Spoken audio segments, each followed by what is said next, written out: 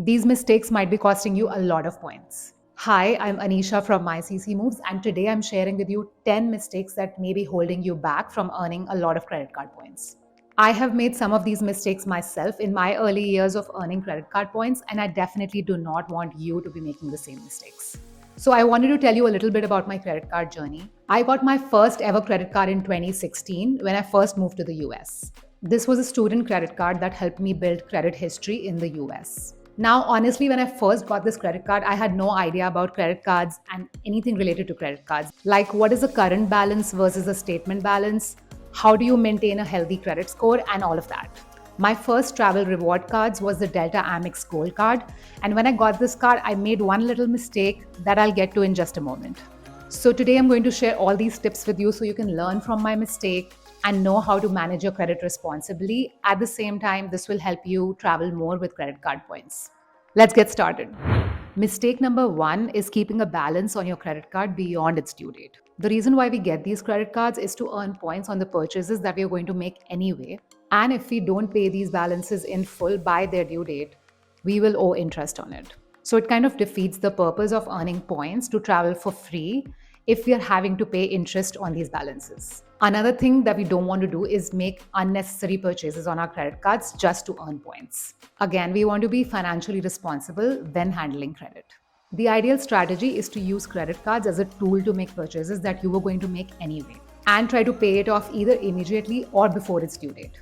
Although you can pay your credit card balance by the due date with no impact to your credit score and no interest payments, the benefit to paying it immediately is that you get to keep your credit utilization low. And this really helps you keep your credit score high because credit utilization forms a large chunk of how a credit score is calculated. So, what I recommend is basically that you treat your credit card like your debit card. Another thing that you can do is set up autopay for all your credit cards so you don't have to worry about being late in making a payment. Mistake number two is getting thrown off by miles plus cash offers that credit card companies offer you. Remember, I told you about the Delta Amex Gold, which was my first ever travel rewards credit card? The mistake that I made with that credit card was that I was trying to buy a Delta flight, and at the end of the checkout page, I was shown an offer. This offer was giving me, I think, about 20,000 points plus $200 of statement credit. At the time, I thought that this was the best offer for me because I was getting $200 off my current flight payment. Had I waited a little longer and not given to the temptation of the $200 statement credit, I would have found a 60,000 points offer, which would have given me much more than $200 in value. So, whenever you see a miles plus cash offer, always try to evaluate whether that makes more sense than the all time high offers that you can get if you wait a little longer. Mistake number three, and maybe all of us have made this mistake, is opening store credit cards. Now, I understand that getting 20% off on the $300 shopping that you did at the mall can sound tempting at the moment. Store credit cards can actually get in the way of you earning travel related credit card points. This can impact your credit card strategy because store credit cards count against 524, and you have to keep that in mind when you're applying for new credit cards. And if your goal is to travel more, then you're better off getting a travel rewards credit card instead of a store credit card and maximizing your points on those store purchases with your travel rewards credit card. Mistake number four is sticking to only cashback credit cards. Don't get me wrong, cashback credit cards are great, but if your goal is to travel more using points, then these credit cards are not really optimized to maximize your travel. That's because you earn rewards in the form of cashback and not points, and therefore you reduce your possibilities to maximize these points to travel more. However, there are some credit cards that let you earn cashback that you can also convert to points and travel, and I am totally in favor of these credit cards. This includes my favorite Chase Freedom cards. I have both the Chase Freedom Unlimited and the Chase Freedom cards, which I use on a day-to-day basis to maximize my points earnings and then transfer these points out to travel partners. Mistake number five is using one credit card for all types of purchases.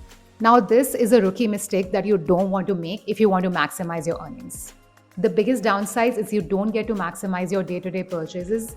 For example, you could be getting 5x points on groceries if you use one credit card, but since you did not think of using that credit card, you're only getting 1x points. Now, if you spend $500 on groceries each month, that means you could be earning 2,500 points, but you only ended up earning 500 points. There is a caveat to this, however. If you just got a new credit card and are working towards a minimum spend requirement, then you should prioritize the spend on that credit card, even if it does not maximize your points earnings with a certain category. This is because your goal in that moment would be to meet the minimum spend requirement in the specified time frame and not really worry about other credit cards right now. Mistake number 6, not creating a two-player credit card strategy. If you have a player 2, you can really benefit from creating a two-player strategy in your credit card points game. So first off, you both can get credit cards that have benefits that can complement each other. And next, you can also work by referring each other to credit cards so you can make more points with the referrals. For example, if I have the Capital One Venture X card and I refer my player 2, I get 25,000 points from it and my player 2 gets 75,000 points. So we now have 100,000 points to work with. Mistake number 7 is signing up for or prioritizing airline credit cards without having a plan. The problem with that is that these points are not flexible and can only be used with that one airline. So if you don't have a specific plan, you may be losing out on some value. Another problem that I have with airline credit cards in the US is that they don't have great international redemption options. The way I see it, having a credit card with flexible points gives me more flexibility to decide on where I want to travel when. If you are a frequent flyer with an airline and want to get their credit card, by all means, it may make more sense for you. What I'm trying to say is that you should have a plan for doing so. Mistake number 8 is my favorite mistake, but you should never make it. It's redeeming your points on the travel portal. You will often see that credit card companies advertise the value of their points using the travel portal as the redemption option. For example, Chase would tell you that the 60,000 points sign-up bonus that you can earn with their Chase Sapphire cards will be valued at $750. However, what they're not telling you is that there are more redemption options where you can transfer your points to travel partners and get 2x or even 3x of that value. I do want to say that sometimes redeeming your points on the travel portal will make sense for some people, but I always recommend doing the math and comparing your options before you make the call. Mistake number 9 is thinking that all points are created equal. So what do I mean by that? It's very important that when you get a new credit card, you know that 50,000, let's say, Delta miles will not give you the same output as 50,000 Chase points. What this means is that if you get flexible points like Chase, Amex, Citi, Bilt, etc., you have many more options to redeem these points and get maximum value with several airlines. Whereas with Delta points, you're only stuck with one airline, which is Delta Airlines. And speaking of Delta specifically, you will be hard-pressed to find any nice business class redemptions for just 50,000 points. And I mean international redemptions. Mistake number 10 is something that I have done myself, and I remind myself every single day to not make this mistake. This is saving your points for the best redemption. This may sound a little counterintuitive because we always want the best from our points. But I'm here to tell you that the best time is now and the best redemption is ASAP.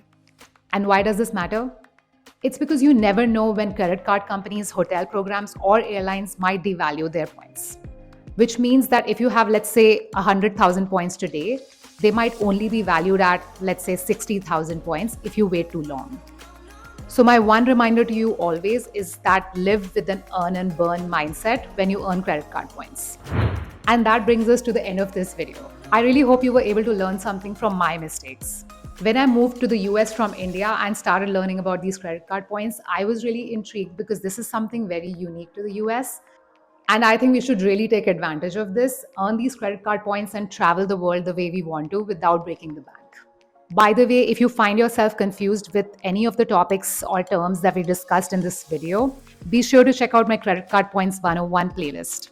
This is where we cover a lot of basics and simple terms, so this will help you get started if you're new to the world of credit card points. If those videos still don't answer your questions, feel free to drop them in the comments and I'll answer them for you. Hope you've been finding my videos helpful. Thank you so much for watching. I'll see you in the next video. In the meantime, don't forget to subscribe and hit the like button.